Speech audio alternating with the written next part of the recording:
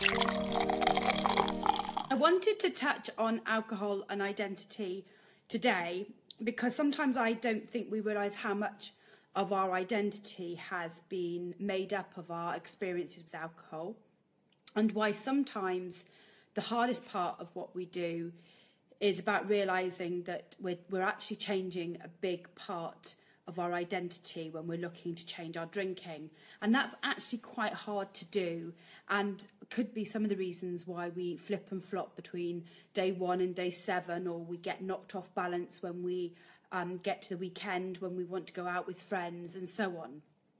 And so I wanted to touch on how alcohol has affected our identity, how our identity works, what happens with our drunk identity, and how we might go about changing that, and why I believe that actually actively looking at how you change your identity is a key part of changing your drinking. So let's start with how alcohol affects our identity. Now, our identities aren't fixed. We're not the same people we were when we were 15 or when we were 25, and now most of us are older than that.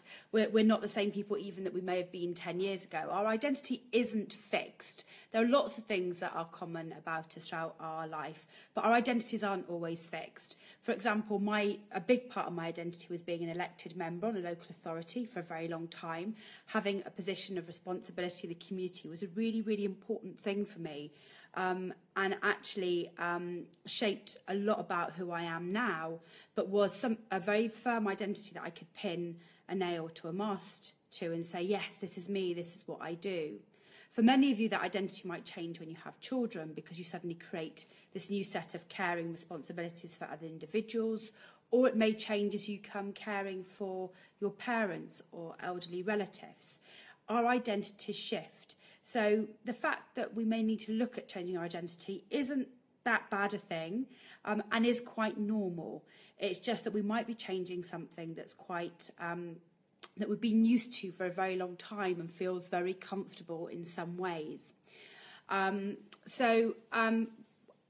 We also have many identities in our life, not just one. You have your identity of who you are at work, you have your identity of who you are as a parent, who you are as a friend, who you are as a child, who you are in terms of your relationships with other people. You may have an identity related to a sport that you do and act quite differently in that space than you might do in other spaces. So we do have multiple identities. And one thing that I discovered when I was changing my drinking is that I not only had multiple identities in different spaces, but actually all of my identities evolved drinking. And that in some ways was made possible by the fact that I don't have caring responsibilities and I don't have children. So in fact, my ability to drink became something that I carried through every identity I was in. I was that person who could be the social glue in every space that I was in, and drinking, I felt, was my way of being that social glue. The fact that now I've learned that I can be that social glue without needing alcohol is also quite interesting. It means I still keep an identity without a substance propping it up.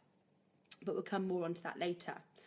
I cringe, so I cringe actually that alcohol became a part of every identity I had. I suspect in every sphere of my life, if you would talk to people, they would talk about Laura, always going for the drink afterwards, always suggesting we go for a drink, always staying out the latest, always being there. And that actually makes me cringe quite a lot, because I worry about the fact that I was putting pressure on other people to be an identity that they weren't, which is somebody who was forced to go out and be social in order to, help me carry on drinking. A lot of my ideas, a lot of my motivation, a lot of my behaviours were actually influenced by my long history of drinking too much. Now, drinking too much changed over time. Like, I began when my identity at work became very problematic, i.e. I was doing a job that I wasn't proud of, I didn't enjoy, no one cared if I turned up. My drinking went up and up and up, but it was going up from quite a high level already. So alcohol was part of every single interaction. It was a very, very long association that I had with alcohol. And because of that, there was a lot of identity to unpick, and a lot of underlying embarrassment to unpick. Because I used to say these things as well.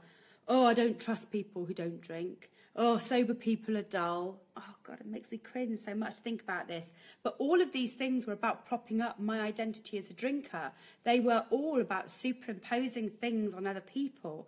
I used to say things like, I used to prioritise going out and getting drunk over other things in my life. I knew I'd have a meeting, but it was okay if I turned up a bit late because I'd been to the pub, for example. So I used to make real awful priority decisions, and all of them became part of my identity. The fact that I would be late for things in the morning, the fact that I would be late for absolutely everything, that I'd always be tired, I'd always be winging it. You might have part of your drinking identity might be about certain clothing. So the fact that you might dress up in order to go out, and drinking's part of that identity and what you do. I must say, going out clothing for me is like changing a piece of jewellery and maybe putting on some makeup. So that dressing up thing was never a big thing for me, but you may find that there are items of clothing that make you think about going out and drinking. They could even be a trigger for you if you put them on. You might have a belief that drinking makes people more creative, and you'll be able to reel off all the names of all the creative people who had a history of drinking. The fact that there were absolutely far more creative people that didn't drink, and also you never know what the creative output of those people who did drink would have been if they hadn't, is neither here nor there. You may have an identity that you're loose and you're bohemian, and in order to be that, you need to be drunk. You may have an idea that certain types of music demand drink with them. You may think that the only way that you can enjoy heavy metal, and you're a heavy metal fan, is to be drunk when you go and see it. It might be the same around football and some sports. You might actually also be far more willing to be dishonest in order to be able to go and have a drink. I find myself telling all sorts of white lies all of the time in order to make an excuse to stay in the pub longer, or to nip into a pub on the way to something. They were lies to myself just as much as anyone else. But they were all things that created this identity in me as drinking being the priority, and me being a drinker. Some of them were lies that I told myself. Some of them was gloss that I put on my drinking. Some of it was a way that I hoped I could justify my actions in other people's eyes. We might have a distrust of professionals. How many times have you read books and or advice about drinking and want to dismiss it because you've read something that's more palatable elsewhere? We do it all the time in this group, actually, when we share when we share stories about how red wine's good for you from other people in our streams posts. Well, that's because everyone else is doing what we used to do, which is they're looking for the news that justifies their action. They're looking for the professionals that give them the justification to carry on doing what they're doing. Whereas we've moved beyond that now, which is a really interesting point for us in terms of our identity, that we're moving away from always believing those things. But equally, I suspect there were times when we knew our drinking was terrible, but we'd spend time looking for pieces of evidence that would tell us on the contrary. It's okay, there was somebody who drank a bottle of red wine a day and lived till they were 98, so I should be okay. So we distrust the professionals that tell us the things that we don't want to hear. We also believe that the only way to celebrate an achievement is to get drunk or to drink.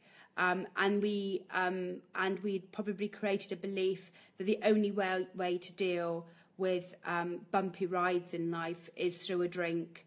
And for me, that's a really interesting one, because there is this view that we stop emotionally developing when we start drinking, because we have dealt with every single emotional situation using alcohol.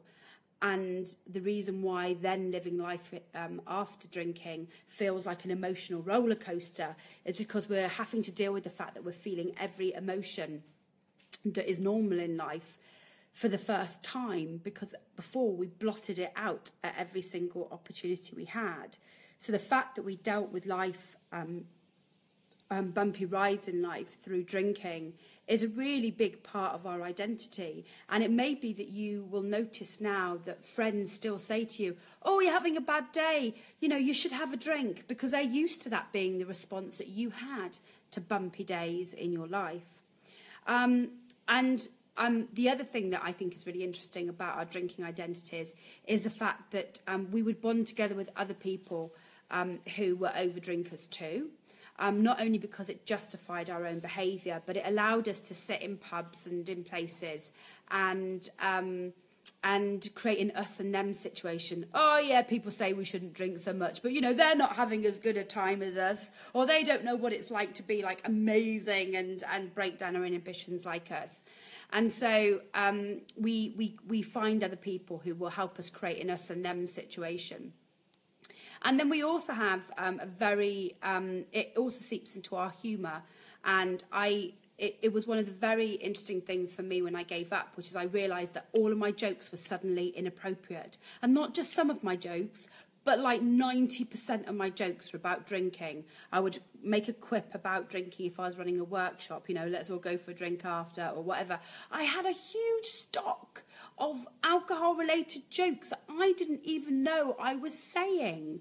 And suddenly they all became really inappropriate after I gave up drinking. And I realised that how much of what I was saying must really not only give the wrong impression of me, or as it probably was, the right impression of me as an over-drinker, but also it probably made other people feel really uncomfortable. And I actually feel very bad about that, that I would judge people badly because I wanted to justify my own behaviour. So all of these things create your identity as a drinker, and they all might be small things. It might be that you feel like you're the only person you can, that you're back to your real self after caring for people after a whole day, only when you've had a few drinks inside you. It might be that you don't feel like it's a special night out if you're not getting dressed up and having a glass of Prosecco when you're getting ready. It may be a whole load of things. And if you begin to sit and unpick it, you'll realise how many bits of your life, your self-identity, hang on the drinking culture or the drinking traditions that you've had. It's also, I was interested today, somebody was asking me about the fact that under 25s aren't drinking as much and over 50s are drinking the most. And they were asking me why that is. And I was saying, well, it's because over time your drinking traditions change. And if you're under 25, you might drink quite a lot, but you only drink on a Friday and Saturday night. Whereas as an older person, you're more likely to drink a bottle of wine with a meal every single night of the week and consequently drink more. And if you think about that, that's a shifting identity that comes with age. And these are traditions that we do at certain points of our life because they fit the age we are at a point in time. So if you think about your journey as a drinker, I still drank quite a lot when I was younger, but actually it was on the weekends. It wasn't that daily active pursuit that I had by the time I finished drinking.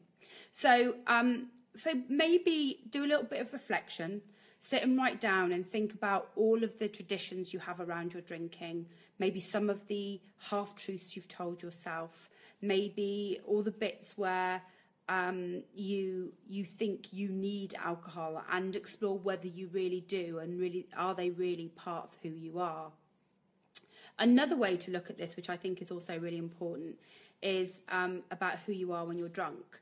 And I'll just touch on that a minute because, yes, I did want to say something else quite important, which is that for all of us, particularly as we get older, drinking enables us to assert an identity beyond some of our caring roles and our role as a carer, particularly if you're a woman. And so it's very easy that you, I did say this before, but that you might slip into the, oh, it's me time. This is the time that I get to myself to be who I really am. Once the kids have gone to bed, or once I've spent time with my elderly relative. And it's a really easy identity to slip into, especially if you're a woman, because we often feel we've loaded too much identities on ourselves already throughout the day. It allows us to think that we are returning to a carefree version of ourselves. But of course, that carefree version of ourselves was in a different lifetime, with a different metabolism, and with different drinking traditions. We're trying to recapture the Friday and Saturday night when we were younger without responsibility by having a drink. But actually what we're doing is compounding and making worse the responsibilities that are making us stressed and bringing us down, which is why I then wanted to go on to talking about who we are when we're drunk. because actually who we are when we're drunk, while sometimes it looks like we're a totally different person, the chances are it's exaggerating some traits and some issues that are already there, that are underlying, and it's exaggerating them. And again, it's an identity that's been cultivated over time, and if you've been drinking heavily over time, that will impact on your identity both when you're sober and when you're drunk. You know, so who are you when you're drunk? So there's a couple of things. One of the things that affects you is who you are when you're sober. So like any drug, alcohol affects your behaviour. It doesn't introduce new behaviours that aren't already present, but it may bring out into the open behaviours that are already there. It's an exaggerated version of yourself, which is why when I was drunk, I was incredibly argumentative and always right, because I am generally argumentative and always right when I'm sober. But I was more likely to back down and admit I was wrong, because inhibitions and social inhibitions would have kicked in. When it's with alcohol, they weren't there. Excuse me a moment. I clearly need another swig of alcohol-free gin and tonic. Now, there is research that says that alcohol, and I've got to read this bit, alcohol dulls the activity in your brain's prefrontal cortex, which has been linked to self-control and self-reflection. So when you're drunk, the bits that would make you switch off and act more reasonably during the day in your daytime personality are less likely to be triggered in the evening when you're drunk, which means that the more wasted you get, the more impulsive and unaware of your behaviour you become, which is why, you know, people get into blazing rows, fight with each other, are really quite aggressive. It's a bit like a car being stripped of its brakes. Normally you would slow yourself down or realise that your actions aren't appropriate, but when you're drunk, that doesn't happen at all. So your drunken identity is an exaggeration of that sober identity, and gets worse. The other is your environment. So you react to external environment when you're drunk, which is why, you know, if you're always arguing with your partner when you're drunk, it's probably bringing up issues that you've got when you're sober. You've lost your inhibitions and you're more likely to have that fight. It might be that that you feel nervous or threatened, and that exaggerates what you do, and you lose that impulse control. You act more aggressively or defensively than you normally would. When you're changing your drinking, that's really important, because if people trigger your drinking because of their behaviour, or because you've got used to drinking around certain types of people in order to deal with them or to ignore an issue that's been going on, then you're going to need to look at how you unpick that. Other things that affect your drunken identity is that you can actually even act slightly drunk even when you're not drinking anything, because it can depend on the people around you as well and your experiences, which I think is quite interesting too. So you adopt the drunk behaviours of society. And if you're people that have got, like us, who have got a good predilection to drinking too much, then the chances are that we will actually drink, and we will drink twice as much as everyone else in order to do what we think is keeping up, when actually people are drinking far less, and we're using that as an excuse to drink more. The other thing that affects who you are when you're drunk is your emotional state. So if you're already depressed and tired, everyone says don't drink when you're feeling low, and it's no doubt about it that if you're low and you drink, you are exaggerated, your emotions will be exaggerated, which is why you'll end up crying into your pint. But also if you're tired, you will if you're sleep deprived, you'll make even worse decisions. It affects all parts of your brain being tired. It affects your impulse controls. The chance of you getting drunk and doing something really stupid are really high. So drinking while tired is like a double whammy. Lack of sleep is already hurting your judgment and affecting your mood, and when you're drunk, it heightens absolutely everything. And then also for the women in the room, of which there are a vast proportion of you, women produce up to 10 times more of the liver enzyme that breaks down alcohol, which means a woman's body will usually process booze more quickly and we will feel the effects of alcohol more quickly. So if you're like me, that feels like keeping up with the blokes is something that you have to do for equality, then you're kidding yourself. And so that was always a big part of my identity, which then also made me a really shit drunk. So, and unable to handle myself, and, you know, all those things that I thought were about equality got washed away in drunken nights of not being able to control my impulses and my emotions. So, who we are sober is exaggerated when we're drunk, and there will be lots of who we are tied up in our identity around drinking that's been built up over time. So where does this leave us? Well, I do believe strongly that a key part to change is about changing your identity, not radically going, well, you know, today I'm an admin assistant, but tomorrow my new identity is a vet. I'm not talking about that sort of grand gesture, although absolutely work towards that if that's what you want to do. But that's a long-term change and not a short-term change. What you need is to be able to make a shift in your brain and say, well, actually, that was me then, and this is me in the near future. This is the near future me that I'm working towards.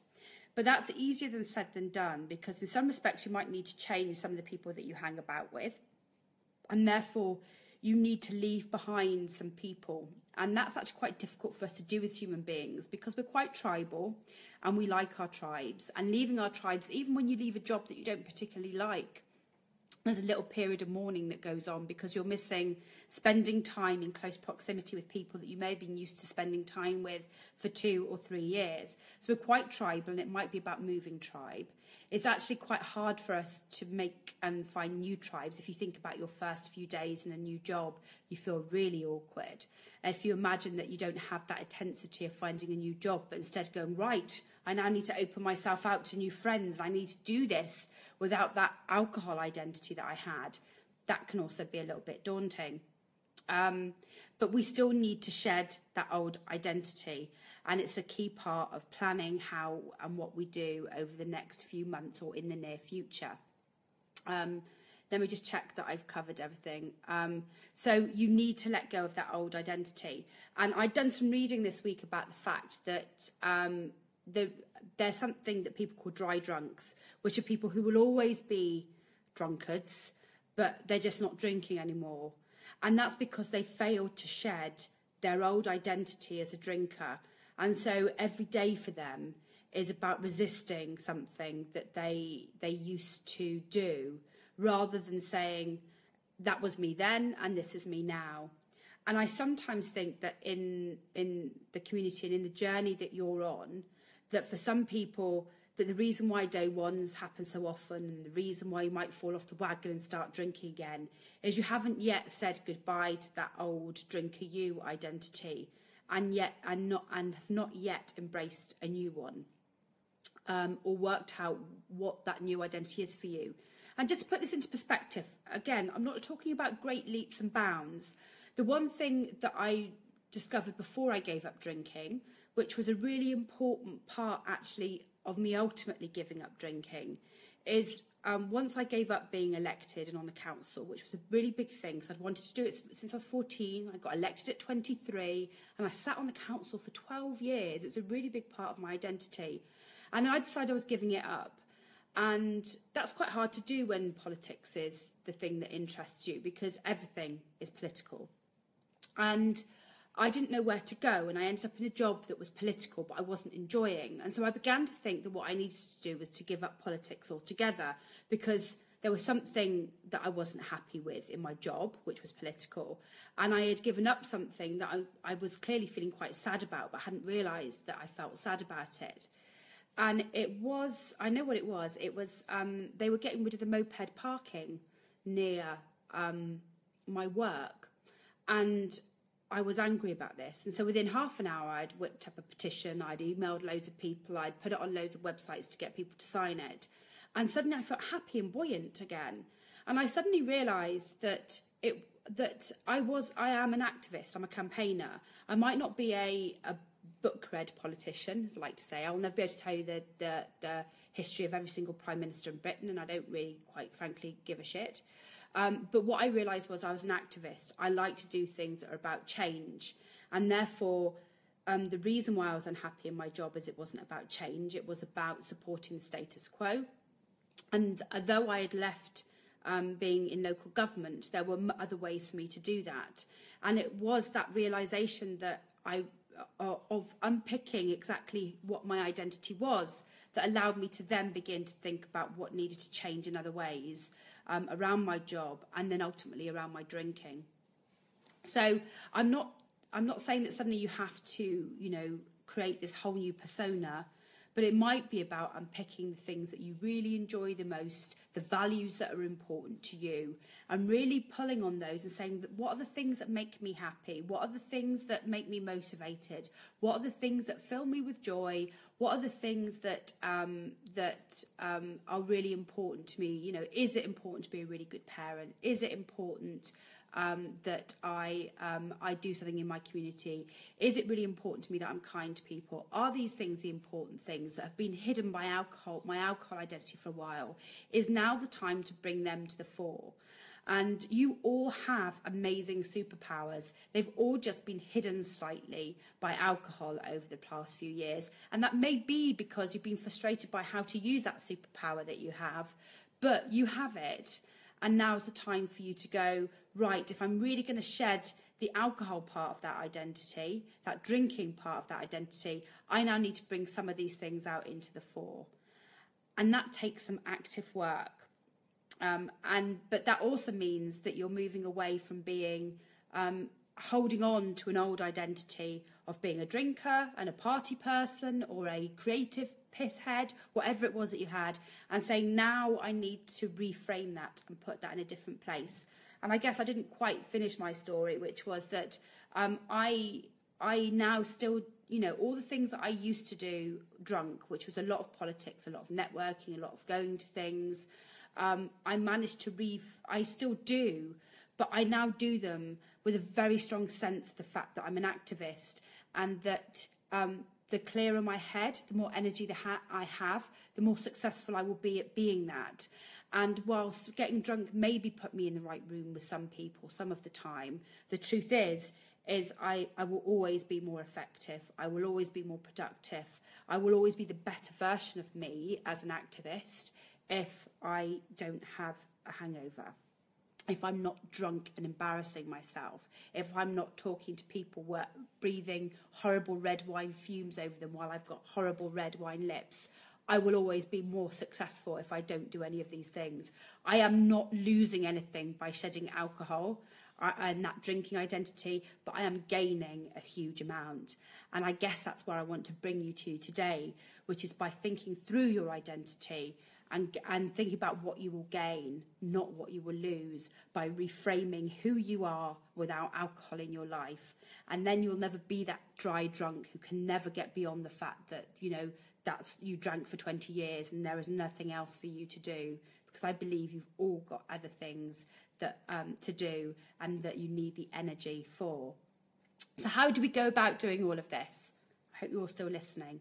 Have you seen this this alcohol-free gin and tonic has made me go very red. It's quite interesting. I'm pretty sure it's probably the quinine in the tonic. But anyway, so how do you move that identity? Because it sounds simpler than it is. But I do want you to know that it's worth investing some time in, because it's a good distraction in its own right. It's a positive move, so that you're not dwelling on what was, and instead you're looking to the future. And it might be that you reconnect with some values that are important to you. So here's some things that I think you might need to do. First of all, a drinking identity can be very, very ingrained, more ingrained than you think it is. And so you need to actively escape it.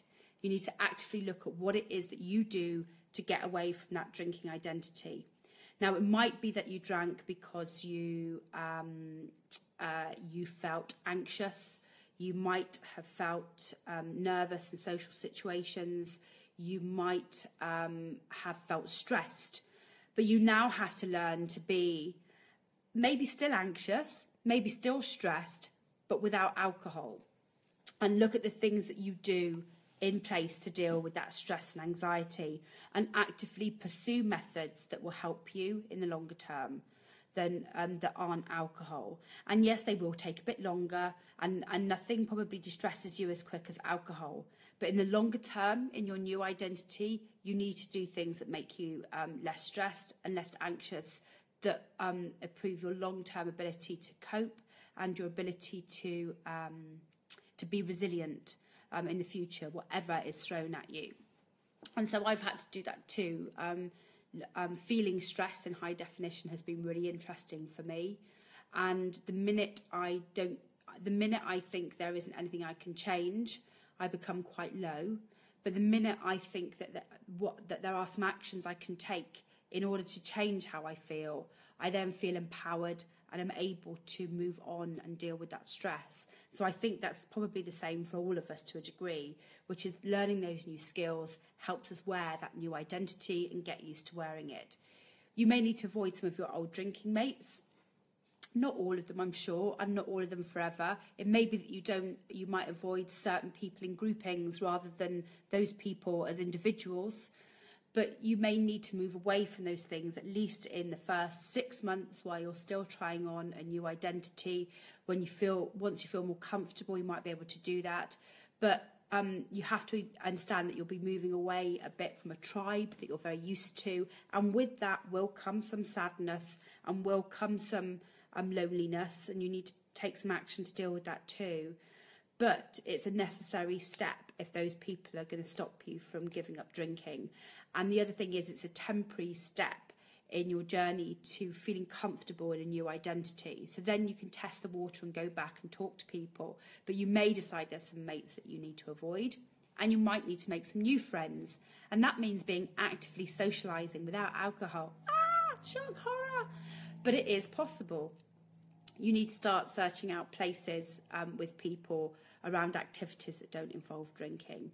You need to be able to learn how to talk to people without a drink in the hand, or without the first question being, oh, what is it you're drinking? And be curious about people in other ways. So, having 4 questions that you ask every new person you meet so that you can be curious and get to know them and break that social ice without needing a drink. So just actively doing that is a really big step, but also a really important step in getting a new identity. So build a new network of sober friends. And actually that's what Club Soda is good for, because you can do it online. And the reason why it's been quite successful with you all coming up to different parts of the country for the day is because it's worth travelling to meet people who keep us on track. It's worth travelling to meet new friends who understand the journey that you're going through, and it's definitely worth the journey to make new friends that help reinforce your sober identity. So it's not just all, a group of people are going to meet for lunch. It's actually a really important part of that change process that you're going through, to be able to try on and test that new identity with a new set of people.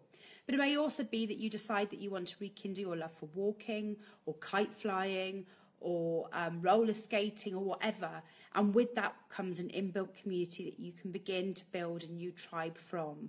And that's actually quite exciting, because friends change over time anyway, so it's about time you brought some new sober people back into your life. Read other people's stories, because that's a really good way to create a connection and understand the process that you're going on, but also understand that you can build a new identity for yourself that doesn't feel so strange, but it's just got less alcohol associated with it. And you may get tips from other people on how you create that sense of you time if you've got caring responsibilities that doesn't involve downing a bottle of wine.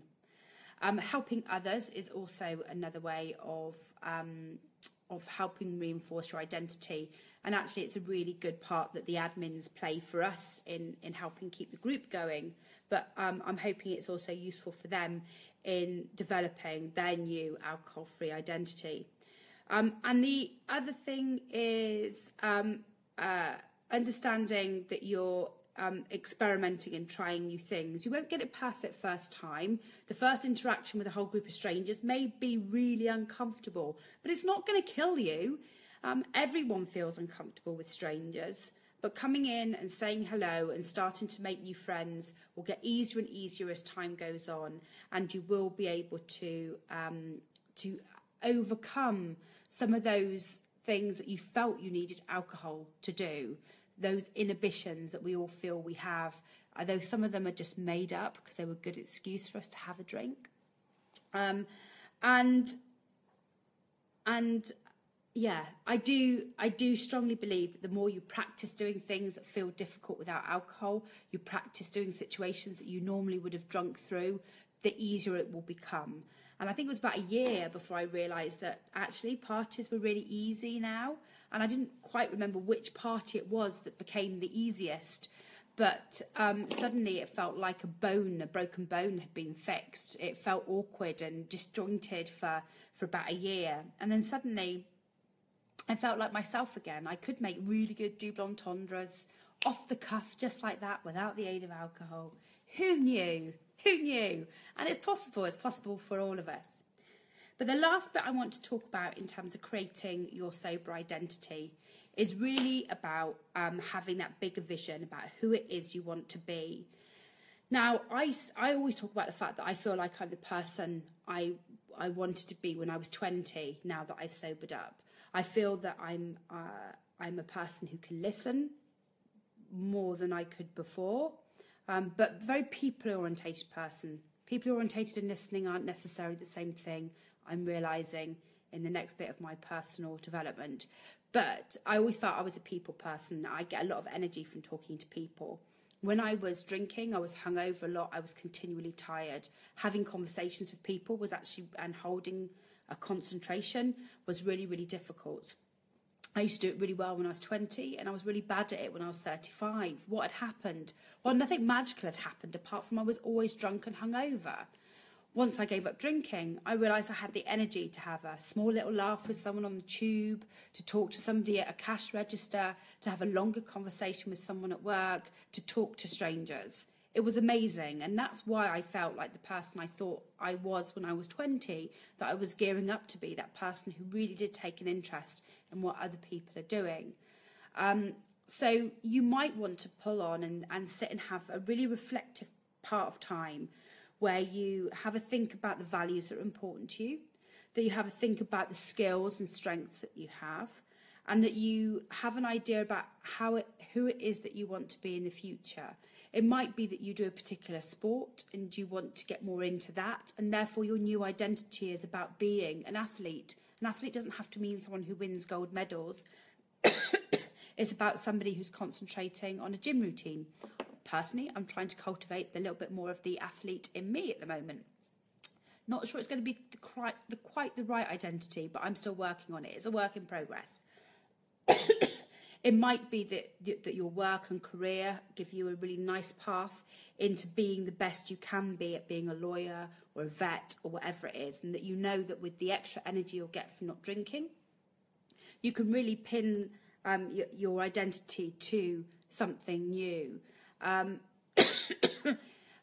For me, leaving my job that gave me no identity was really important. It was a job that my identity's always been very focused around the job that I do, and so if I was in a job I didn't enjoy, that made me very low and unhappy. So changing job was a really key part of me getting sober, and I changed my job before I got sober. So sometimes you don't always have to do that in the get sober first order, by the way. So begin to think about who it is you want to be in terms of the values, the things that are important to you, the people that are the most important in your immediate sphere, how you might like to describe yourself in the future. And make it something that when you say it out loud, it gives you confidence, it makes you feel bold, it makes you feel excited about the future ahead. And then realise that you will need to work on it. But that's okay, because you're giving up drinking and you've opened up a whole space, a whole piece of space in your life that needs filling. You have an identity that needs filling, and you have some time in order to work out what that new identity is. So start using creating your new identity as part of your distraction activity. Find lots of things to immerse yourself in. It won't happen overnight, but start reading, start thinking thinking about your career, your home responsibilities, and all those other things together as you, as a whole person, and think about who it is you want to be in this next phase of your life with less alcohol in it. That's it. That's all I wanted to say. For 43 whole minutes, I said all of that. But I hope it makes some sense to you, because I think we underestimate how much alcohol shapes our identity and has shaped our identity, particularly if you've been drinking for like 20 years, how much it's seeped into everything that we do and how we feel about ourselves. And the fact that we often drink because we lack esteem, we lack a strong sense of self, we lack joy in our lives, and yet we have the capacity, the ability to bring all those things into our life now. And for every bit that we think we may lose of ourselves by no longer drinking, we can gain twice as much. Definitely, we can gain twice as much in the future us. And as you continue to do day ones, and for those people who are struggling to get past day 1 and then day 7, remember that the future you is an amazing person. And every day that you fall off the wagon and start day 1 again, you're putting off meeting that future you. And I want you to meet that future you. So maybe, rather than now thinking about what you'll be drinking today and tomorrow, or not drinking today and tomorrow, maybe the discussion you need to have with yourself is, what is the future you? Who is he or she? What do they look like? What do they say? What do they feel? What do they do? How do they describe themselves to other people? What is that future you? And then tomorrow, when you pick up your next alcohol-free day, you're doing it to get one day closer to that alcohol-free you, and that identity that you've just set for yourself. Right, guys, I'm going to leave it there. Okay, bye.